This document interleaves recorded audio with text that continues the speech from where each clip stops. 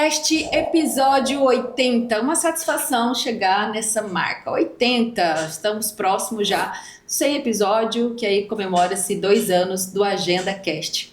E hoje nós vamos abrir uma nova sessão na portaria 1467/2022, a seção 7, artigo 47, que trata da base cadastral. A base cadastral é a viga mestra para o RPPS, para o cálculo atuarial, tem impactos no RPPS em sua completude. Por quê? Como diz, é a base. Os dados de todos os segurados do plano previdenciário, ele é imprescindível para ser considerado na projeção atuarial, na gestão da RPPS no dia a dia, nos seus benefícios e em várias outras pontas.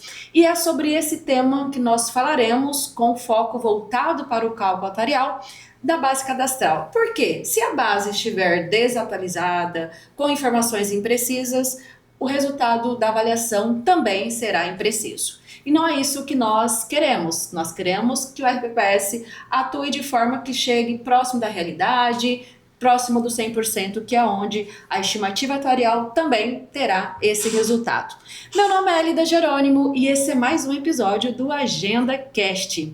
Para brilhantar o nosso episódio de hoje, falando desse tema, estou aqui com um convidado que eu tenho colocado como ator principal da série, porque ele tem a maioria esmagadora de participações na série Portaria 1467/2022. Éder Moraes, bem-vindo a mais um episódio. Muito obrigado, eu já ia falar muito obrigado e até mais, porque uma abertura dessa contemplou 47 de maneira majestosa, né?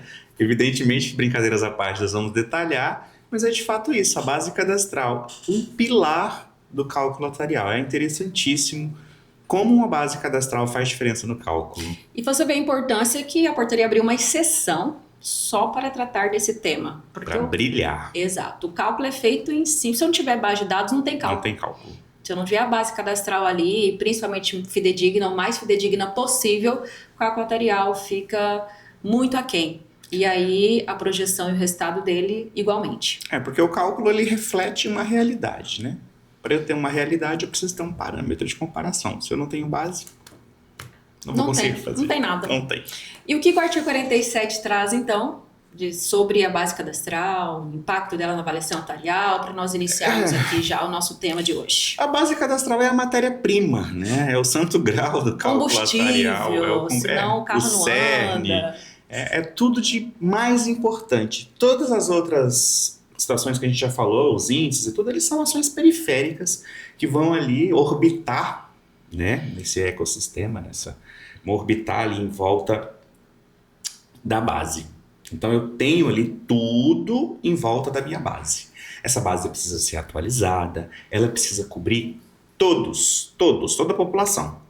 Ativos, efetivos, aposentados, pensionistas, dependentes, ex-segurados, né? Que já se exonerou, que foi demitido. Então, qualquer pessoa que venha a ter direito a um benefício previdenciário, mesmo que derivado como uma pensão por morte, ou venha no futuro vir uma exigência de compensação previdenciária porque ele se exonerou, a base precisa cobrir. Então, essa base tem que ser consistente, forte, atualizada e cobrir tudo. Não é só o Poder Executivo, né? São todos os servidores públicos vinculados ao Estado, ao Poder Executivo, ao Poder Legislativo, ao Judiciário, Tribunais de Contas, Ministério Público de Contas. Então, toda a estrutura do serviço público municipal, estadual ou federal, seja quem estiver fazendo seu estudo atuarial, precisa estar na base bem atualizadinho. E como dizem, os dados são o novo petróleo. E no RPPS não é diferente. Não, hoje, para rodar o RPPS em si, o software, inteligência artificial, toda e qualquer questão tomada de decisão que eu for tratar, é necessária a base de dados robusta e consistente para que eu tenha o melhor resultado. Para que chegue no resultado ideal e necessário para a sobrevivência do RPPS. Podemos colocar assim, porque como nós colocamos... Condição. Se não tem dados, não tem cálculo. Se não tem cálculo, eu não tenho projeção. Se não tem projeção, não sei mensurar, não tenho indicador, não tenho indicativo para saber como é que está a saúde, a sustentabilidade do meu RPPS. E nesse cenário, por mais que pessimistas que sejam a sua previsão, vamos assim dizer, o futuro pode ser um pouco pior ainda. E aí, ok, tem a base de dados, ela pode estar desatualizada, que é a maioria do cenário que nós temos. A portaria traz alguma coisa sobre essa atualização de dados, como ela deve ocorrer, ou que periodicidade? O que acontece é que a data focal é sempre 31/12, né? 31 de dezembro. Então a portaria ele exige que os dados sejam atualizados. E aí ele traz uma janela, que é o último semestre do ano, entre julho e dezembro. Então, as atualizações financeiras de pessoal, cadastral, devem estar atualizadas nessa janela, para quando eu tirar 31, eu não ter uma realidade muito distante a realidade não, né? Eu não ter uma base distante da realidade. Então ele traz um gapzinho aí, de julho a dezembro, pensando sempre na data focal 31/12. E o atuário, ele pode ajustar os dados, caso ele não esteja ali naquela data focal necessária? Como que a portaria traz? Lá no 47, no parágrafo 2º, ele já traz essa possibilidade, né? Ele pode fazer, sim, de fato, trazer alguns parâmetros ali para fazer um ajuste da base, mas é muito importante que isso também esteja registrado no NTA. Se não tiver registrado, não vale, né? Então, assim, a portaria permite o ajuste, ela nunca se negou a nenhum tipo de ajuste, muito pelo contrário, ela diz ajuste, traga, atualize, né? Mas sempre dentro das âncoras já lançadas e sempre tudo registrado no relatório técnico atuarial. E qual que é a responsabilidade, a participação dos órgãos ou ente federativo nesse processo? Ninguém se exime. Todos são dá uma olhadinha aqui na língua. Ninguém se exime, ninguém se exime. A responsabilidade do ente federativo é a entrega de uma base atualizada e consistente. Isso precisa estar descrito também no relatório. Se o ente federativo se recusar, deve estar escrito. Se ele não disponibilizar a base, ele deve dar acesso para a extração desses dados. Tá? Então não existe essa condição de não quero, não vou passar esses dados para a Previdência. A portaria é taxativa quanto a isso. Ela não exime ninguém da responsabilidade. Como todos estão envolvidos, né, e a unidade gestora, que é quem encabeça o estudo atuarial ali propriamente dito, é a que está responsável pela gestão de todo esse passivo, ela precisa ter acesso às informações. Seja disponibilizado um banco de dados já, né, dentro dos layouts pré-estabelecidos, ou seja, acesso ao banco de dados para que ele consiga ir lá e fazer a extração. E vai um pouco mais além, inclusive, porque se não tem base de dados, não tem cálculo atuarial, se não tem cálculo atuarial, não tem CRP. Se não tem CRP, o ente federativo fica de mãos atadas. Então está tudo conectado, exatamente para viabilizar que as coisas aconteçam. E a legislação pensou nisso tudo. Exatamente. Para conectar os pontos e não deixar brecha para a responsabilidade é da RPPS, eu, ente federativo, não tenho nada a ver com isso. Pelo contrário, são responsáveis. Mas essa ideia do não tenho, assim, não é nem do que eu não tenho nada com isso. O ente sabe que ele tem a sua responsabilidade, né? Talvez alguns não tenham dimensão do tamanho dessa responsabilidade. Mas uma responsabilidade que o ente tem, que os tesouros municipais e estaduais têm, é que ele sempre tem que cobrir quando há insuficiência financeira, né? O tesouro entra como o fiel garantidor ali do pagamento dos benefícios previdenciários. Então ele fala, não quero me preocupar com isso não, porque eu sei que de todo jeito se der ruim eu vou ter que pagar. Mas não é bem assim. O estudo é justamente para não dar ruim, né? É melhor eu dividir e até para melhorar isso aqui. Os aportes, não ter tanto aporte, exato, segregar uma massa. Ver a forma de equacionar esse déficit. Um custo especial, alguma coisa nesse sentido para equacionar. Mas assim, a gestão, eu vejo o Brasil ainda assim, num processo de transformação. Se você pegar a gestão de 20 anos, né, atrás e a de agora, já são gestões totalmente diferentes, né? Nós tínhamos pessoas que estavam no poder por muito tempo, que aprenderam a lidar com as coisas daquela forma, né? Nós pegamos processos ainda em alguns clientes de implantação que não usam sistema, que usavam processos físicos, né? Ou quando a gente vai fazer alguma revisão que a gente precisa pegar um processo físico, digitalizar para juntar no processo de revisão, você pega despacho escrito atrás do documento. Então você tem um documento, a pessoa ia lá e colocava, né? Para a providência do fulano de tal, e assinava, e aquilo era um despacho. Então, essa estrutura de gestão, ela não existe mais, né? E não é admissível essa estrutura de gestão, mas ainda existem pessoas que têm a cabeça voltada para aquilo. Então, assim, deixa do jeito que tá, de todo jeito se eu vou ter que pagar mesmo. Por que você não olha a sua fatura de cartão de crédito? Quero nem saber o que está lá. Quando chegar a fatura, eu pago, né? É essa que a gente faz em casa. E também no estudo atuarial era a mesma coisa. Então, isso tem que ser mudado, esse comportamento precisa ser mudado. Há uma responsabilidade, por mais que ainda há a possibilidade da judicialização e obtenção do CRP, é muito mais difícil, é muito mais complexo, depende da justiça. E nisso o ente vai ficar engessado, sem receber recurso, sem poder contratar empréstimo, né? Os repasses automáticos são suspensos, a capacidade de pagamento cai, enfim, uma série de sanção que o ente vai estar recebendo simplesmente porque não quis disponibilizar uma base de dados. E geralmente uma das formas de atualizar a base de dados é o censo previdenciário. E aí nós vimos em alguns locais que os RBPS firmam um termo de cooperação com os órgãos para, às vezes até rateiam ali a despesa relativa à realização do censo, Deixar a base porque consistente. atualiza a base de dados e ambos têm os ganhos da base atualizada, porque acaba sendo entregue para ambos. E aí todos ganham nessa atualização de dados, porque os órgãos também têm as suas políticas, têm os seus resultados que são em cima da base de dados. Então acaba que todos têm ali o ganha-ganha nesse trabalho. E é importante que tenha essa visão de que Não é só a o estudo responsabilidade dos órgãos, como você bem colocou, não é só sobre o cargo atuarial, mas na gestão, de melhoria da gestão, de tomada de decisões, de rodar muito bem um sistema, de ter ali números, indicadores que vão basilar melhor e projetar melhor, enfim, são N situações aí envolvidas. Muitos entes da federação ainda aplicam reajuste sem ter noção nenhuma do real impacto que isso vai causar nas contas públicas. Nós falamos de alguns dos episódios anteriores, né? E acontece. Sem nenhum impacto, e aí existe muito assim... tudo é conectado, né? Quando a gente está falando de finança, de reajustamento, de preservação de valor real. Se eu aumento a minha despesa com pagamento, eu também aumento o poder de compra das pessoas que vão comprar mais, que eu vou arrecadar mais impostos, e isso vai voltar para o caixa. Mas há um descompasso, porque as coisas não acontecem na mesma ordem, né, e volume que a gente acredita que vai acontecer. Se a minha base de dados não me permite eu calcular de fato quanto eu vou ter que injetar para depois eu calcular de fato quando eu tenho que receber. Isso não fecha, né? Você percebe que as pessoas se preocupam mais no que receber do que no que pagar.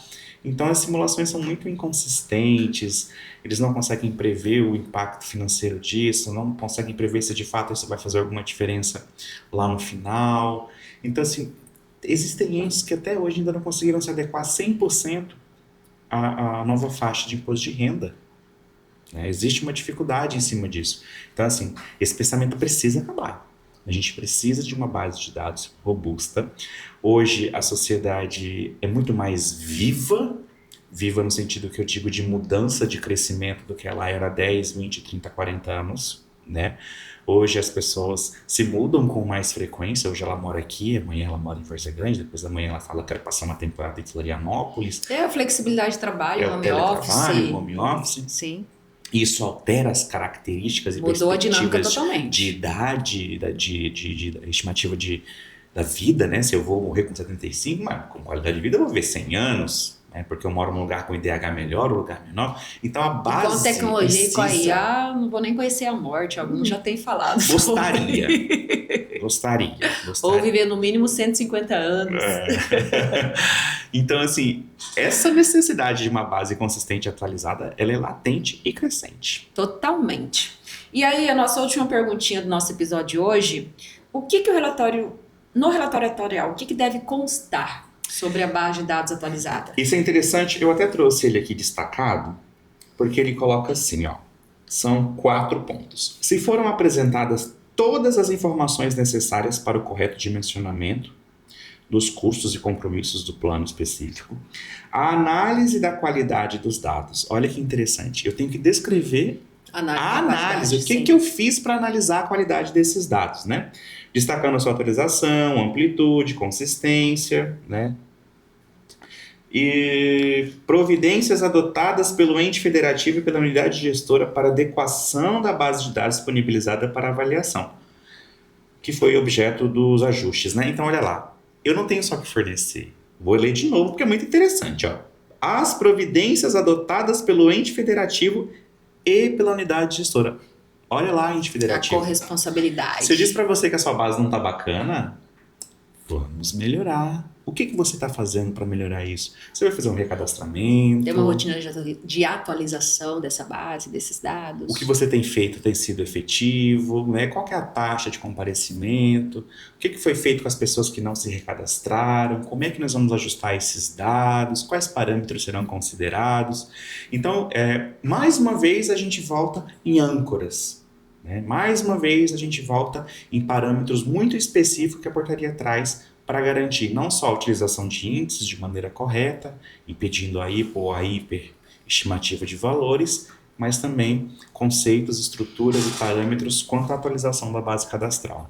E uma das formas, nós falamos do censo previdenciário, que nós realizamos, tem uma série, inclusive, de 4 episódios acerca do censo previdenciário, que é importante que o RBPS adote essas medidas e tenha exigência no progestão, além da avaliação atuarial. Então, assim, o Ministério da Previdência traz nas suas normativas todas a importância dessa base atualizada. Sim. E a exigência de uma periodicidade para que atuem e trabalhem com essa atualização, para que o RBPS tenha essas garantias de uma base atualizada, robusta, como nós já colocamos. Importante repetir, porque é condição sine qua non para que aconteça o cálculo e que o RBPS tenha uma dinâmica de funcionamento potencializada, né? Sua alta performance, podemos colocar assim, do RBPS, e os dados são combustível para isso, para que a potência máxima seja utilizada.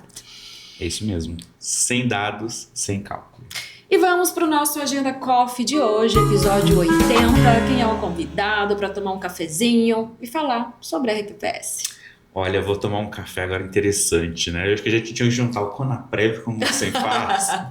Está falando de base de dados, né? E é uma briga sempre de dois irmãos, né? Então, assim, os entes federativos precisam ser sensibilizados que os regimes próprios estão pedindo acesso a essas bases, não para consumo a bel prazer, vamos assim colocar, é de fato uma necessidade, né? Então, assim, precisa se trabalhar a sensibilização. Eu acho que a Conaprev, a própria BIPEM também pode desenvolver um trabalho interessante de sensibilização, de fortalecer essa estrutura de cooperação de informação, né? Porque eu compreendo todas as exigências legais de Lei Geral de Proteção de Dados, né? De compliance, ASIS 27001, 27701, de segurança da informação, mas é altamente necessário. E você pode perceber que especificamente no assunto atuarial, não é nem uma questão de quem, de um a um, é massa, a informação da massa, né?